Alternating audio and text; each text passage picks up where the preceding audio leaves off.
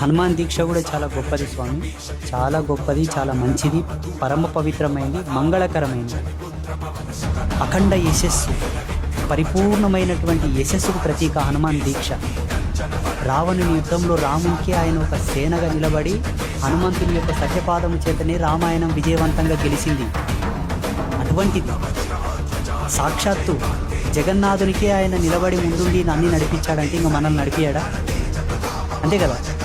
అలా తప్పకుండా హనుమంతుని యొక్క ఆశీస్సులు పొందిన ఇల్లు, ఆంజనేయ స్వామి కృపను పొందిన కడప పొల్లువోదు, ముక్కవోదు. నేను మొన్న ఒక వీడియోలో చెప్పాను, ఈ కలియుగాన్ని పావనం చేయనీకి ఒక హనుమంతుడు సరిపోతాడని చెప్పిన. విన్నారు ఎవరన్నా వీడియో? అది ఎందుకంటే బ్రహ్మచర్యం అంటే అఖండ ఐశ్వర్య స్వరూపం. బ్రహ్మచర్యం అంటే అఖండ ఐశ్వర్య స్వరూపం, పరిపూర్ణమైనటువంటి ఐశ్వర్యం.